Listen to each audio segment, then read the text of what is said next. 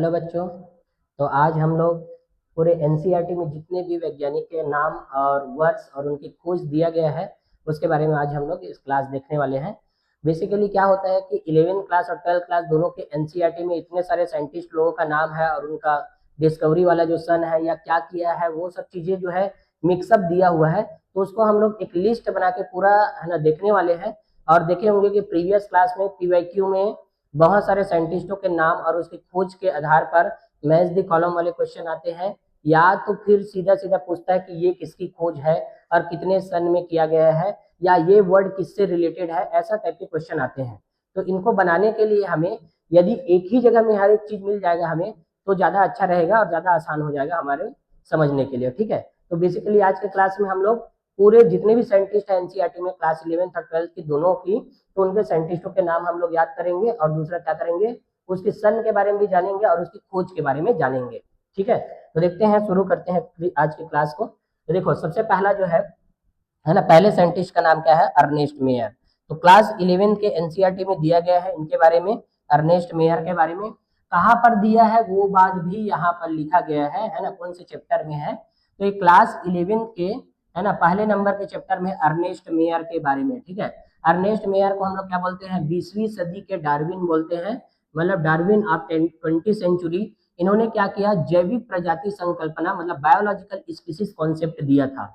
ये मेन इसकी क्या थी, परिकल्पना थी या संकल्पना थी किसकी, अर्नेस्ट मेयर की, है ना। और इसको प्रीवियस ईयर में पूछा भी गया है नीट में, तो जानना है हमें। और कब से कब तक, 1904 से लेकर 2004 के बीच में इसका जो है ना जन्म से लेकर इसका पूरा मृत्यु तक के एज को यहाँ पर दिखाया गया है और एनसीईआरटी में भी दिया है। तो अर्नेस्ट मेयर को हम लोग क्या बोलते हैं, 20वीं सदी के डार्विन। तो इसी नाम से क्वेश्चन आया था, 20वीं सदी के डार्विन नाम से। ठीक है, पहला। दूसरा साइंटिस्ट का नाम जानते हैं, कैरोलस लिनियस, है ना। इसका नाम तो सब लोग सुने हैं।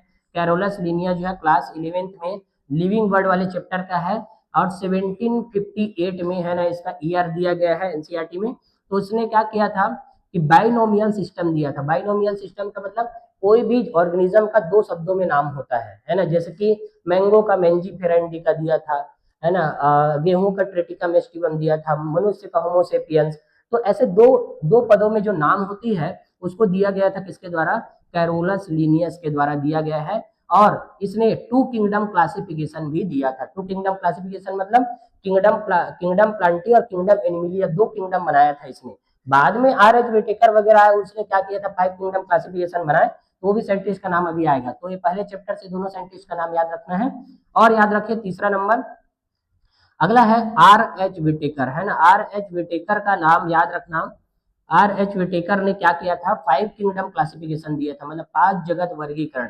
5 किंगडम क्लासिफिकेशन कब दिया, 1969 में दिया गया है। 1969 में क्या दिया, 5 जगत वर्गीकरण। इसने बताया कि 5 जगत होते हैं पूरे विश्व में, जितने भी प्राणी है या ऑर्गेनिजम्स है उसको 5 जगतों में क्या किया गया, कैटेगराइज किया गया। तो 5 जगत में से kingdom Monera, kingdom protista, kingdom fungi, kingdom Plantae और किंगडम एनिमिलिया, 5 किंगडम बताया गया। और कब किया गया है, 1969 में। तो याद रखना आर एच विटेकर क्लासिफिकेशन 5 जगत वर्गीकरण के लिए था। ठीक है, इसके अलावा और देखते हैं।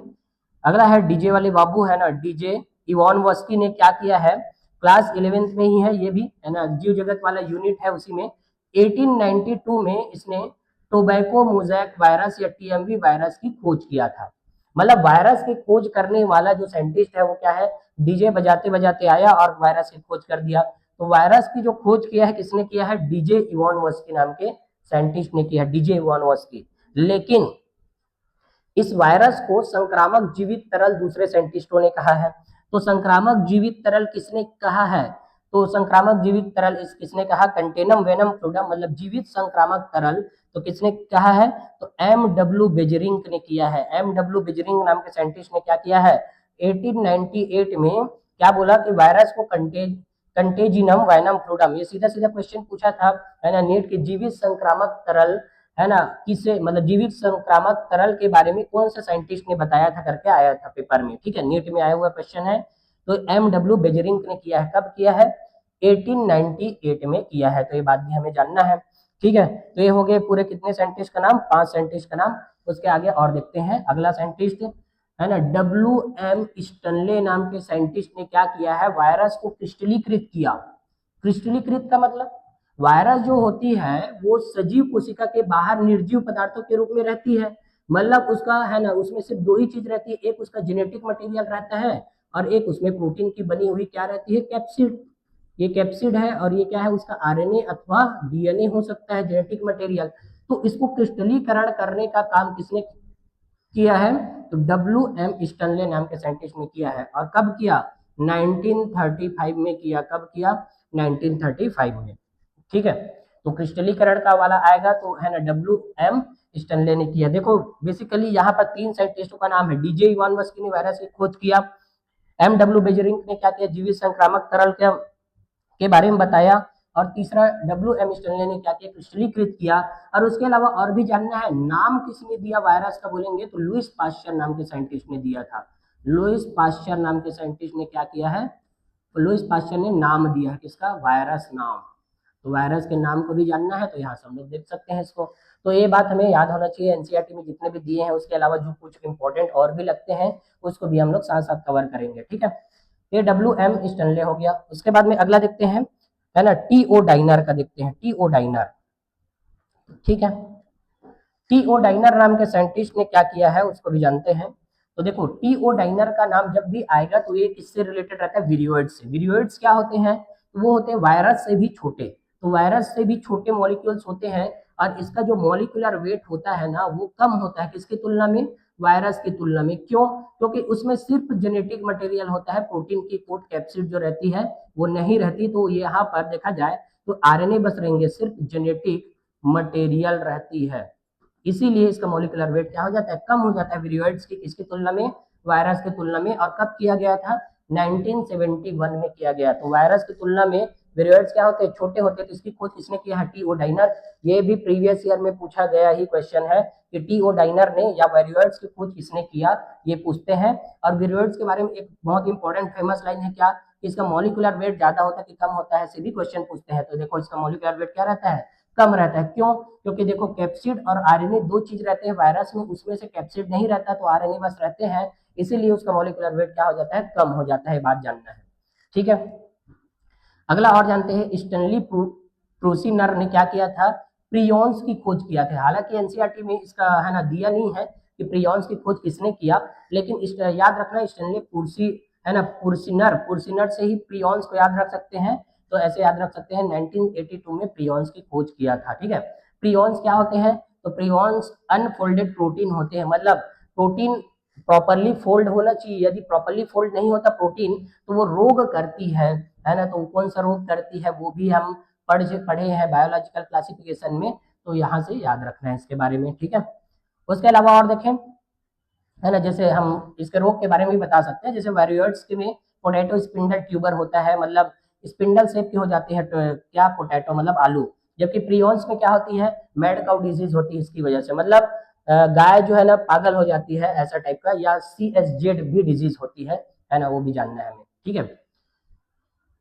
उसके अलावा ये हो गया। उसके बाद आगे देखते हैं एंटोन वॉन ल्यूवेनहॉक। अब आ गए हम लोग कहाँ पर, सेल बायोलॉजी वाले चैप्टर में। तो सेल बायोलॉजी पहला यूनिट में इतने सारे साइंटिस्टों का नाम है, 8 साइंटिस्टों का। यूनिट फर्स्ट में, यूनिट सेकंड आता है उसमें देखो यहाँ पर कोशिका वाला चैप्टर है। तो कोशिका वाले चैप्टर में क्लास 11 के 1674 में पहली बार जीवित कोशिकाओं को देखा और वर्णन किया था। देखो रॉबर्ट हुक नाम के साइंटिस्ट का है ना, सब लोग तो जानते ही हैं, यहाँ पर है ना ऐसे लिख भी सकते हैं, रॉबर्ट हुक को तो सब लोग जानते हैं। इसने क्या किया था, सेल का डिस्कवरी, है ना, सेल की खोज किया था। लेकिन ऐसे सेल कैसे थे, मृत सेल थे, मतलब मृत कोशिकाएं थी। तो मृत कोशिकाओं में तो संरचना के बारे में उसमें जान पाते थे, क्रिया के बारे में जान नहीं पाते थे। तो पहले बार जीवित कोशिका की जो खोज किया है, किसने किया है, एंटोन वॉन लीवेनहॉक ने। और इसने बहुत सारे सूक्ष्म जीवों की भी खोज की है, इसीलिए इसको फादर ऑफ माइक्रोबायोलॉजी भी कहते हैं। तो बहुत इंपॉर्टेंट आज का सेशन है, जिसमें सुने भी रहेंगे ना तो भी हम है ना ऑप्शन से बता सकते हैं, क्योंकि ज्यादा नहीं है साइंटिस्ट का नाम, और साइंटिस्ट का नाम से हर साल क्वेश्चन पूछते ही पूछते हैं, वेरी इंपॉर्टेंट है। ठीक है, तो साथ साथ में जो साइंटिस्ट का नाम यहाँ पर दिया नहीं है उसको भी हम लोग है ना साथ साथ कर ही रहे हैं। तो रॉबर्ट हुक ने कोशिका की खोज किया था, लेकिन पहले बार जीवित कोशिका की खोज बोलेंगे है ना, इसका सन भी लिख सकते हैं 1665 में। और पहले बार जीवित कोशिका का वर्णन कब किया गया? 1674 में किसके द्वारा? एंटोन वॉन लीवेनहॉक के द्वारा। तो हम लोग जान गए। उसके बाद अगला देखते हैं, रॉबर्ट ब्राउन नाम के साइंटिस्ट, इसको भी सेल बायोलॉजी में हम पढ़े हैं। 1831 में केंद्रक की खोज किया था कि इसने बताया कि सभी लिविंग सेल्स के अंदर में न्यूक्लियस होती है, कुछ को छोड़कर, ये बात बोला था। तो केंद्रक की खोज किसने किया है वाला क्वेश्चन पूछेंगे तो रॉबर्ट ब्राउन बताना है, जबकि कोशिका की खोज किसने किया बोलेंगे तो रॉबर्ट हुक बताना है। तो दोनों बात में डिफरेंस है, ठीक है। इसके अलावा और देखते हैं, स्लीडेन और स्वान। स्लीडेन और स्वान नाम के साइंटिस्ट का नाम भी फेमस है, क्योंकि इसने क्या दिया था? सेल थ्योरी दिया था, है ना। तो सेल थ्योरी 1838 से लेकर 1839 में सेल थ्योरी दिया गया। पहले एनसीईआरटी में दोनों साइंटिस्ट के कंट्री का नाम अलग अलग लिखा था, लेकिन अभी के एनसीईआरटी में दोनों जर्मन साइंटिस्ट है, ये बात याद रखना। पहले एक को जर्मन लिखा था, दूसरे ब्रिटिश लिखा था, अभी क्या कर दिया है? दोनों जर्मन साइंटिस्ट है, ये करेक्शन हुआ है न्यू एनसीईआरटी में। तो देख सकते हैं कि सेल थ्योरी को दिया गया, किसके द्वारा दिया गया है? स्लीडेन एवं स्वान नाम के साइंटिस्ट के द्वारा। तो जब भी सेल थ्योरी का सिद्धांत किसने दिया पूछेगा तो स्लीडेन एवं स्वान के द्वारा दिया गया, ठीक है। उसके अलावा आगे और देखें, 1855 में यही सेल थ्योरी में बहुत सारे दोस्त थे, इसीलिए एक और साइंटिस्ट है, उसको मॉडिफाइड करने के लिए तो सेल थ्योरी का मॉडिफिकेशन किया गया है रुडोल्फ विर्चो के द्वारा। तो ये भी नीट में पूछा हुआ क्वेश्चन है कि रुडोल्फ विर्चो के द्वारा क्या दिया गया है? सेल थ्योरी का मॉडिफिकेशन। और उसने एक टर्म यूज किया था क्या? कि ओमनी सेलुलर ई सेलुलर शब्द दिया गया था, किसके द्वारा? रुडोल्फ विर्चो के द्वारा। तो ये भी डायरेक्ट पूछा गया क्वेश्चन है कि ओमनी सेलुलर ई सेलुलर मतलब इसका मीनिंग होता है नई कोशिकाएं पूर्व मौजूद कोशिकाओं से बनती है, ये इसका मीनिंग है। तो इसको दिया गया किसके द्वारा? रुडोल्फ विर्चो नाम के साइंटिस्ट के द्वारा दिया गया है, ठीक है। इसके अलावा हम सेल बायोलॉजी में और देखते हैं, तो कैमेलियो गोल्जी नाम के साइंटिस्ट ने क्या किया? 1898 में गोल्जी उपकरण की खोज की। देखो गोल्जी उपकरण का नाम भी इसी साइंटिस्ट के खोज के मतलब इसी साइंटिस्ट के नाम के आधार पर ही दिया गया है, ठीक है। तो 1898 में गोल्जी उपकरण या गोल्जी बॉडी की खोज किया था। देखो हम सन याद भी नहीं रखेंगे, कुछ का सन याद रख लेंगे, है ना, जो इंपॉर्टेंट टाइप के लगते हैं, जो बार बार लगभग आते रहते हैं, जिसका नाम ज्यादा बार आता है ना, उन साइंटिस्टों के सन को हम लोग याद कर सकते हैं। जैसे मान लो सेल थ्योरी है, तो सेल थ्योरी को हम लोग 1839 से लेकर 1838 से लेकर 1839 के बीच में देखते हैं, कई बार देखे भी हुए हैं। एनसीईआरटी जहां जहां पर सन दिया है उस सन को भी जानना हमें इंपॉर्टेंट हो जाता है, और सन को हमें याद रखने की कोशिश करेंगे नाम के हिसाब से, ठीक है। कैमेलियो गोल्जी नाम के साइंटिस्ट ने क्या किया था? 1898 में क्या किया? गोल्जी उपकरण की खोज किया था। इसके आगे और देखते हैं, अगला है जॉर्ज पैलेट। तो जॉर्ज पैलेट ने क्या किया था पता है? राइबोसोम की खोज किया था। देखो 1953 में क्या किया था? राइबोसोम की खोज किया था। इलेक्ट्रॉन माइक्रोस्कोप का डिस्कवरी जैसे हुआ उसके बाद क्या किया? 1951 में इलेक्ट्रॉन माइक्रोस्कोप का डिस्कवरी हुआ, उसके बाद 1953 में इसने क्या किया? जॉर्ज पैलेट नाम के साइंटिस्ट ने, एनसीईआरटी में भी दिया है, राइबोसोम की डिस्कवरी किया है। और जानते हैं हम राइबोसोम, है ना, कोशिकाओं के अंदर कोशिकाओं होती है, प्रोटीन फैक्ट्री भी बोलते हैं किसको हम लोग? राइबोसोम को, ठीक है। उसके अलावा और देखें, ये नाम तो बहुत फेमस है और सब लोग जानते भी होंगे, सिंगर एवं निकोलसन नाम का जो साइंटिस्ट था, उसने क्या किया? फ्लूइड मोज़ेक मॉडल दिया, FMM मॉडल। मतलब फ्लूइड मोज़ेक मॉडल दिया गया, मतलब तरल मोज़ेक मॉडल, है ना, दिया गया। और कब दिया गया? इसके सन को तो याद ही रख लेना है, 1972 में। कब दिया गया है?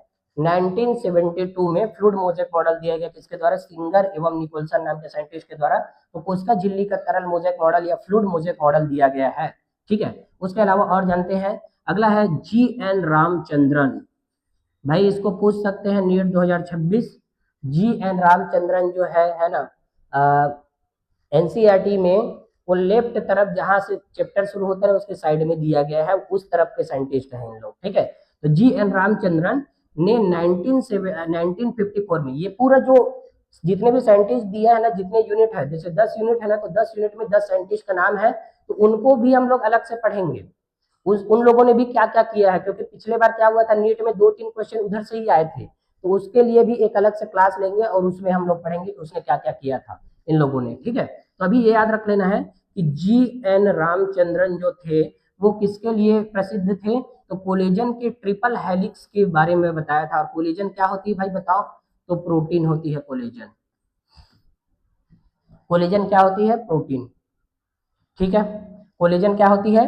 प्रोटीन होती है। और इसी की ट्रिपल संरचना या ट्रिपल हेलिक्स या 3D हेलिक्स संरचना के बारे में किसने बताया था? जी एन रामचंद्रन ने। बहुत इंपॉर्टेंट है भाई, याद रखना, क्योंकि प्रीवियस ईयर में है ना उधर से देने वाले क्वेश्चन जब आए थे तो इन सब से ही आते हैं। इसके लिए हम लोग एक अलग से क्लास भी लेंगे, उसमें पूरे साइंटिस्ट ने क्या क्या किया है, जैसे अर्नेस्ट मेयर के बारे में भी बहुत सारा आएगा, है ना, जी.एन. रामचंद्रन के बारे में भी आएगा, कौन कौन से अवार्ड मिले इनको, कहाँ पढ़े, क्या हुआ, उनके बारे में भी हम लोग अभी पढ़ेंगे। अभी सिर्फ हम साइंटिस्ट के नाम और उसके काम को अभी जान रहे हैं, ठीक है। तो जी.एन. रामचंद्रन 1954 में कोलिजन या है ना कोलिजन की ट्रिपल हेलिक्स संरचना के बारे में इसने बताया था। उसके बाद में आगे देखें, कैथरीन असाउ, ये भी साइड वाले ही है ना, साइड से आए हुए क्वेश्चन है। प्लांट फिजियोलॉजी चैप्टर के जस्ट पहले शुरू होता है ये, मतलब हम बोले कि फोटोसिंथेसिस वाले चैप्टर से पहले कैथरीन असाउ के बारे में दिया गया है ना। प्लांट शारीरिकी में 1950 में इसने क्या किया? प्लांट एनाटॉमी में उत्कृष्ट कार्य किया है। इसने क्या किया है? प्लांट एनाटॉमी के बारे में बहुत सारे रिसर्च वगैरह किए हैं। तो कैथरीन असाउ का नाम याद रखना है हमें, ठीक है। तो इसका नाम याद रखेंगे कैथरीन असाउ का, ठीक है। कब दिया गया? 1950 में। उसके अलावा देखो, अल्फोंसो कॉर्टी, अल्फोंसो कॉर्टी नाम के साइंटिस्ट भी, ह्यूमन फिजियोलॉजी शुरू हुआ है उससे पहले दिया अल्फोंसो कॉर्टी के बारे में। तो ये कॉर्टी जो है उसको पहले हम ह्यूमन फिजियोलॉजी में पढ़ते थे तो ईयर के बारे में पढ़ते थे पहले। तो ईयर के अंदर में एक संरचना होती है जिसकी वजह से हमें सुनाई देता है, जिसका नाम है कॉर्टी के अंग, है ना, ऑर्गन ऑफ कॉर्टाई, और उसी की वजह से हमें सुनाई देता है। तो जिसकी वजह से हमें सुनाई देता है उसकी खोज किसने किया था? अल्फोंसो कॉर्टी नाम के साइंटिस्ट ने। तो ऑर्गन ऑफ कॉर्टी की खोज या श्रवण अंग जिसकी वजह से हमें सुनाई देती है उसके बारे में भी है ना रिसर्च किया गया था। किसके द्वारा? अल्फोंसो कॉर्टी नाम के साइंटिस्ट के द्वारा। तो ये बात हमें जानना है कब? 1851 में किया गया है, ठीक है। तो ये हो गया है ना साइंटिस्ट का नाम 18 तक। उसके बाद हम लोग अगला देखते हैं, जूलियस वान सेकस नाम के साइंटिस्ट ने क्या किया है? 1860 में हाइड्रोपोनिक्स और पौधों में ग्लूकोज उत्पादन का प्रमाण दिया। देखो क्या था, इसने दो काम किया जूलियस वान सेकस ने। इसको तो हम लोग फोटोसिंथेसिस वाले चैप्टर में पढ़ते ही है। पहले प्लांट में मिनरल न्यूट्रिशन चैप्टर पढ़ते थे, उसमें एक वर्ड आता था हाइड्रोपोनिक्स।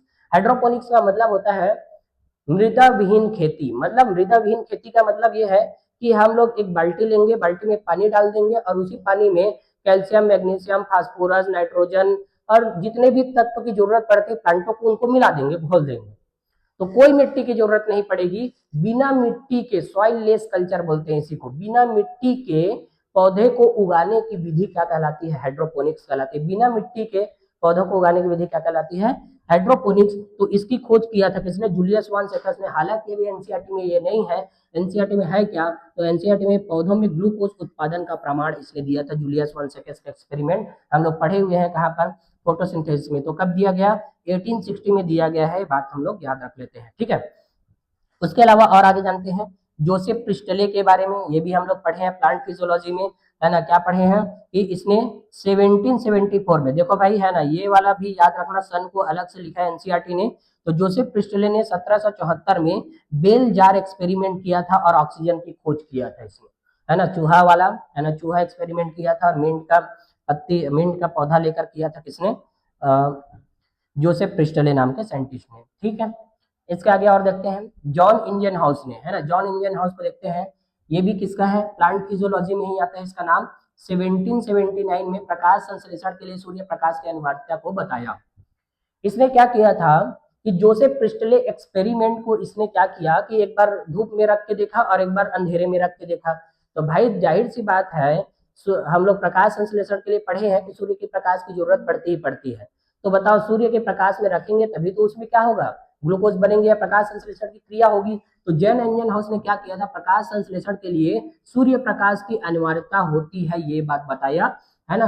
मतलब नॉर्मल लाइट, ऐसे लाइट देखेंगे ना, इसमें प्रकाश संश्लेषण नहीं होगा, सूर्य के प्रकाश में ही क्या होगा? प्रकाश संश्लेषण होगा। इस किसने बताया? जॉन इंजन हाउस नाम के साइंटिस्ट ने बताया था। और कब बताया? 1779 में बताया है, ठीक है। अगला है T W Engelmann. T W Engelmann ने क्या किया? इसने पहला एक्शन स्पेक्ट्रम दिया था। तो क्लेडोफोरा नाम के शैवाल पर इसने काम किया है और एक्शन स्पेक्ट्रम दिया। एक्शन स्पेक्ट्रम का मतलब क्या है कि इसने पहले बार लाइट को 7 कलर में डिवाइड कर दिया, है ना, मतलब विब्ग्योर में डिवाइड कर दिया था इसने।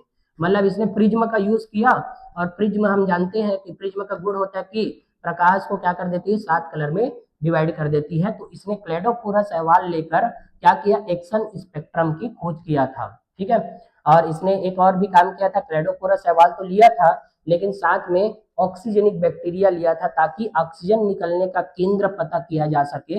और क्लेडोफोरस शैवाल है तो यहाँ ये मतलब प्लांट है, प्लांट से क्या निकलती है, ऑक्सीजन। तो जहां पर ऑक्सीजन जहां निकलती ज्यादा निकलती वहीं पर वो बैक्टीरिया इकट्ठा हो गए, तो इससे इसने क्या किया, एक्सन स्पेक्ट्रम दिया था। किसने, P.W. एंगलमैन के नाम के साइंटिस्ट ने। ए से एंगलमैन याद रखना, ए से एक्सन स्पेक्ट्रम याद रखना भाई, ठीक है। और प्रिज्म के द्वारा एंगल में ऐसे डिवाइड हो जाती है पूरे प्रिज्म में, है ना। लाइट के बारे में जानते ही होंगे, लाइट डिवाइड होते हैं, प्रिज्म के बारे में पढ़ते हैं रे ऑप्टिक्स में, ठीक है। अगला है कॉर्नेलियल वॉन नील। तो वॉन नील एक्सपेरिमेंट वगैरह के बारे में हम लोग पढ़े हैं, मील का पत्थर साबित हुआ वाला बात कौन है ना, वॉन नील के लिए आता है। तो 1930 में बताया कि प्रकाश संश्लेषण में ऑक्सीजन पानी से आती है। तो ये लाइन भी बहुत इंपॉर्टेंट है कि हम वहां पर भी देखे थे कि प्रकाश संश्लेषण में ऑक्सीजन कहाँ से निकलती है बोलते हैं, तो कहाँ से निकलती है भाई, वाटर स्प्लिट होते हैं, टूटते हैं, है ना, टूटती है, और इसी से क्या निकलते हैं, ऑक्सीजन निकलता है ना। मतलब वाटर, यहाँ पर हाइड्रोजन निकलेंगे और साथ में इलेक्ट्रॉन्स भी निकलती है, और क्या होती है यहाँ पर, है ना, 2H प्लस ऐसे निकलेंगे, 2H plus plus 2 electron plus half, मतलब नेसेंट ऑक्सीजन निकलता है ऐसे, यदि एक मॉलिक्यूल रहता है। तो कुल मिलाकर ये याद रखना है कि वॉन मिल ने बताया कि प्रकाश संश्लेषण में ऑक्सीजन पानी से आती है, स्प्लिटिंग ऑफ वाटर होते हैं तभी क्या निकलती है, ऑक्सीजन निकलती है। बात बताया किसने, वॉन मिल नाम के साइंटिस्ट ने। तो ऐसा क्वेश्चन पूछेंगे कि ऑक्सीजन पानी से आती है, बात को किसने बताया करके पूछेंगे, तो है ना यहाँ पर वॉन मिल आएगा, ठीक है। चूंकि वॉन नील आ गया तो यहाँ से एक चीज और जानते हैं हम लोग, है ना, कौन कौन से, रूबेन हासिद एवं कामेन को भी जानते हैं। रूबेन हासिद और कामेन, ये तीन साइंटिस्ट और है जिन्होंने क्या किया है, इसको प्रूव किया है, इसके बाद को। और ऑक्सीजन के क्या लेकर, आइसोटोप लेकर। ऑक्सीजन में 16 होता है, तो यहाँ पर क्या लिया गया था, ऑक्सीजन को 18 लेकर प्रूव कर दिया गया था कि ऑक्सीजन जो रहती है कहाँ से निकलती है, पानी से ही ऑक्सीजन निकलते हैं। ये बात बता दिया था किसने, रूबेन हासिद एवं कामेन नाम के साइंटिस्ट ने। तो ये भी साइंटिस्ट का ही नाम है। तो जूलियस वैन नील के अलावा रूबेन हासिद कामेन को भी याद रखना, इसने प्रूव किया था और इसने बताया था कि ऐसे होती है, लेकिन प्रूफ इसने किया था, ठीक है। इसके अलावा और आगे जानते हैं। अगला है F.W. ब्लैकमैन, है ना, काला आदमी के बारे में जानते हैं थोड़ा से। F ब्लैकमैन है ना, ब्लैकमैन काला आदमी, ठीक है।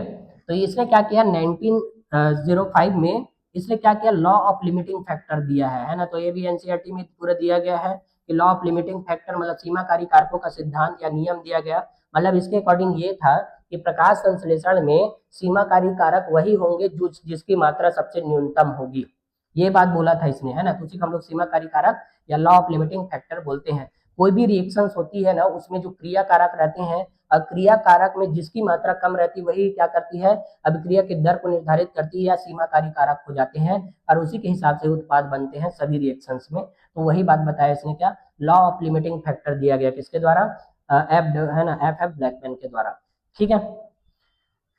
समझ आया कि नहीं आया, ठीक है। तो यहाँ तक हम लोग जान गए पूरे साइंटिस्ट का नाम, बहुत सारे है ना। उसके बाद में अगला और जानते हैं मेल्विन केल्विन के बारे में, ठीक है। मेल्विन केल्विन ये तो बहुत फेमस साइंटिस्ट है, क्यों, क्योंकि इसने ही केल्विन साइकिल की खोज किया था। कब, 1954 में केल्विन चक्र या C3 पाथवे की खोज किया था।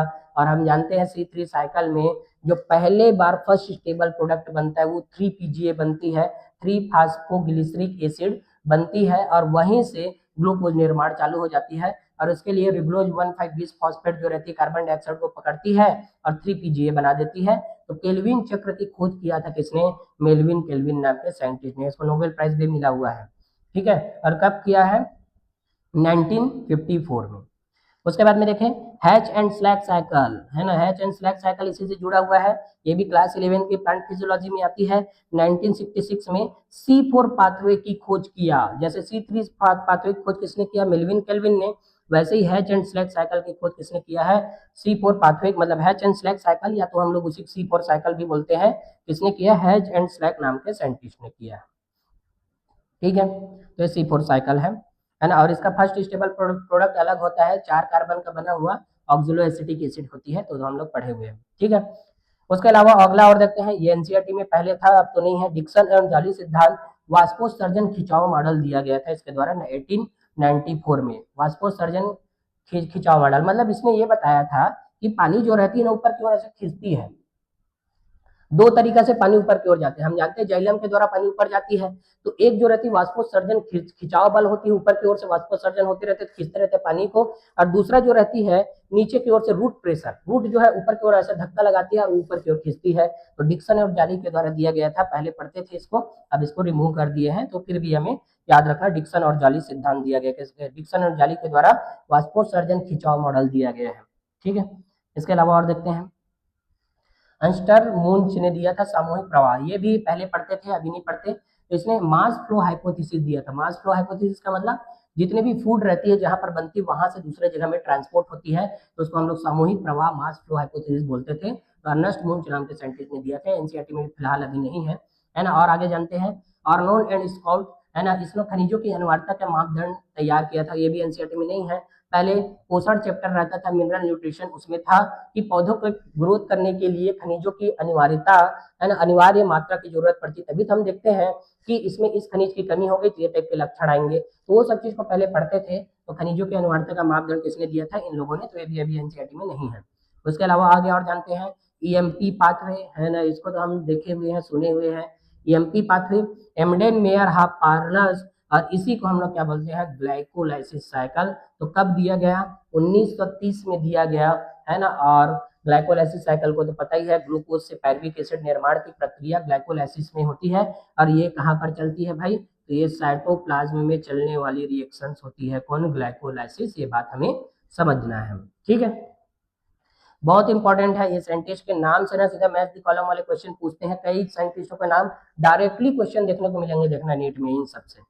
अगला है हेंस क्रेब नाम का साइंटिस्ट, उसने क्या किया था, 1937 में सिट्रिक एसिड साइकिल या क्रेब चक्र दिया गया था, और जो ये कहाँ पर चलती है, तो माइटोकॉन्ड्रिया की कहाँ पर, की मैट्रिक्स में चलती है, ये कहाँ पर कौन चलती है, क्रेब साइकिल। तो इसको भी पूछा गया है कि कहाँ पर चलती है और कौन से साइंटिस्ट के द्वारा दिया गया, तो हेंस क्रेब नाम के साइंटिस्ट के द्वारा टीसीए साइकिल या क्रेब्स साइकिल या इसको सिट्रिक एसिड साइकिल, तीन नाम दिया गया है इसका। ठीक है, तो निम्न में से कौन क्रेब साइकिल का नाम नहीं है वाला क्वेश्चन भी पूछ सकते हैं, ना कुछ भी पूछ सकते हैं। तो citric acid cycle, TCA cycle या क्रेब साइकिल, ये तीनों हम लोग इसका नाम को बोलते हैं। ठीक है, उसके अलावा आगे देखें, पीटर मिशेल नाम के साइंटिस्ट ने कीमो ऑस्मोटिक हाइपोथेसिस दिया था। देखो कीमो ऑस्मोटिक हाइपोथेसिस का नाम तो है, लेकिन एनसीईआरटी में इसका नाम नहीं है, तो हम लोग याद रख सकते हैं पीटर मिशेल नाम के साइंटिस्ट ने दिया था 1961 में। रसोपरासरणी परिकल्पना के द्वारा जानते हैं, ल्यूमेन के अंदर में H+ की कॉन्सेंट्रेशन बढ़ती है, जिसकी वजह से क्या बनते हैं, प्रोटॉन ग्रेडियंट, और जिसकी वजह से एटीपी बनती है, ये बात हम लोग पढ़े हैं। रसोपरासरणी परिकल्पना कीमो ऑस्मोटिक हाइपोथेसिस होती है। ठीक है, उसके अलावा आगे जानते हैं, चार्ल्स डार्विन और फ्रांसिस डार्विन नाम के साइंटिस्ट ने क्या किया है ना, ये भी कहाँ का है, क्लास 11 के प्लांट फिजियोलॉजी का। 1880 में इसने क्या किया, कोलियोप्टाइल में फोटोट्रोपिज्म का मतलब होता है कि प्रांकुल चोल जो होती है ना, वो मुड़ती है किधर की ओर, प्रकाश की ओर। तो प्रकाश की ओर मुड़ती है, तो इसलिए ऑक्सीन हार्मोन नाम के, है ना, ऑक्सीन जो होती है उसकी वजह से मुड़ती है, ये बात बताया था किसने, चार्ल्स और फ्रांसिस डार्विन ने। चार्ल्स डार्विन और फ्रांसिस डार्विन दो, है ना, बाप बेटे थे, उन दोनों ने क्या किया है, 1888 में प्रांकुर चोल को फोटोट्रोपिज्म के बारे में बताया, मतलब लाइट की ओर में पौधा जो है मुड़ता है। जैसे हम लोग खिड़की से आती हुई लाइट रहेगा और इधर पौधे को रखेंगे, तो वो खिड़की से आती हुई लाइट की ओर में टर्न करती है, तो ये बात बताया था किसने, चार्ल्स और फ्रांसिस डार्विन ने। तो ऑक्सीन की खोज वगैरह इन्हीं लोगों ने किया है। ठीक है, लेकिन ऑक्सीजन को पूरी किसकी वजह से होता है ये नहीं बता पाए, तो बाद में आए कौन, FW वेंट नाम के साइंटिस्ट आए, इसने बताया 1928 में कि ओट के तने से ऑक्सीजन की खोज किया है इसने। ठीक है, ओट जानते होंगे, है ना, ओट्स जो आती है ना, ओट्स का न्यूट्रिएंट गुण बहुत ज्यादा रहता है, जैसे गेहूं वगैरह होते हैं ना यार, वैसे ओट्स भी होता है। तो ओट्स जब तक अंकुरित होते तो उस टाइम में तने से ऑक्सीजन की खोज किया था किसने, FW वेंट नाम के साइंटिस्ट ने, तो इसका नाम भी हमें याद रखना है। ठीक है, उसके अलावा और देखें, ई क्विरोसुआ नाम के साइंटिस्ट ने, ये पूरा प्लांट फिजियोलॉजी में, है ना, प्लांट ग्रोथ एंड डेवलपमेंट वाले चैप्टर का है ये जितने भी साइंटिस्ट अभी पढ़ रहे हैं पूरा। तो ई क्विरोसुआ नाम के साइंटिस्ट ने क्या किया है, 1926 में बकाने रोग से जिब्रेलिन की खोज किया। बकाने रोग मतलब जो धान का पौधा था वो सस्टेंडेड ग्रोथ कर रहा था, मतलब धान का पौधा को मान लो इतना होना चाहिए, वो उतना ही ग्रोथ कर रहा था। तो जिब्रेला फ्यूजिकुराई नाम के कवक के द्वारा वो ग्रोथ नहीं कर पा रहा था, उसी को हम लोग बकानिया रोग बोल रहे थे। और वो किसकी, और उसमें क्या था, तो उसमें था कि जिब्रेलिन, और जिब्रेलिन की वजह से वो पौधा ग्रोथ नहीं कर पा रहा था, मतलब उस कवक के द्वारा जिब्रेलिन निकाला जा रहा था, जिब्रेला फ्यूजिकुराई, और उसी की वजह से बकानिया रोग या सस्टेंडेड ग्रोथ ड्वार्फ धान हो रहा था। तो यहाँ पर सबसे ज्यादा है ना GA3 जिब्रेलिक एसिड में GA3 की खोज किया गया था, किसके द्वारा, ई कुरोसोवा एवं साथी लिखा है एनसीईआरटी ने, है ना, एवं साथी के द्वारा किया गया है। ठीक है, अगला है प्रोफेसर स्कूग एंड मिलर के द्वारा, है ना, इसने क्या किया, काइनेटिन का खोज किया था, काइनेटिन नाम का, और काइनेटिन होती क्या है, तो होती है साइटोकाइन।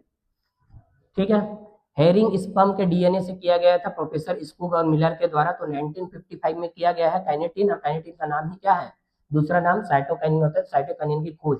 भाई प्लांट फिजियोलॉजी के जो साइंटिस्ट का नाम है ना, उससे ना बहुत इंपॉर्टेंट क्वेश्चन पूछ सकते हैं, मैच द कॉलम वाले क्वेश्चन पूछेंगे, क्योंकि इन लोगों ने अलग अलग टाइम में अलग अलग रिसर्च किया है, अलग अलग पूरे प्लांट ग्रोथ हार्मोन के बारे में बताया है, तो इनको ना अच्छे से पढ़ना है हमें। ठीक है, तो ई कुरोसोवा ने क्या किया था, जिब्रेलिन की खोज किया था, तो ईजी से याद कर सकते हैं इसको, ईजी मतलब ई कुरोसोवा नाम के साइंटिस्ट ने जिब्रेलिन की खोज किया।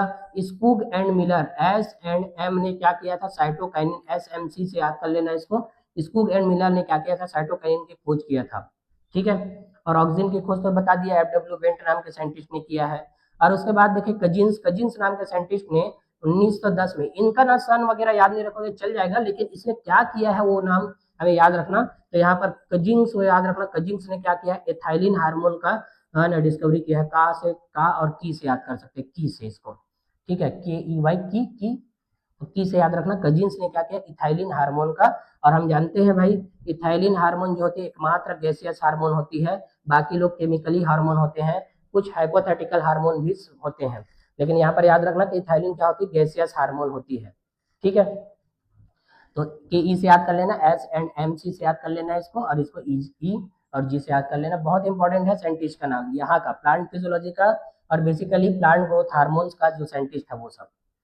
ठीक है, इसके अलावा और जानते हैं अगला, अगला है पंचानन माहेश्वरी, है ना, पंचानन माहेश्वरी 12th चैप्टर में आता है। अब यहाँ से है ना 12th क्लास की पूरी बातें आएंगी, 38 से लेकर पूरा 81 तक 12th क्लास में जितने भी साइंटिस्ट है उसका।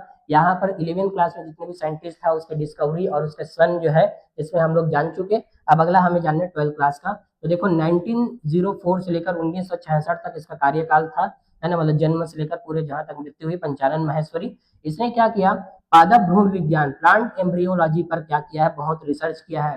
प्लांट भ्रूण विज्ञान के जनक भी बोलते हैं इसको, फादर ऑफ प्लांट एम्ब्रियोलॉजी बोलते हैं। और इसको क्लास 12 के एनसीईआरटी जहां पर शुरू किया है उसके पहले पेज में ही दिया है पंचानन माहेश्वरी के बारे में पूरा जीवन परिचय।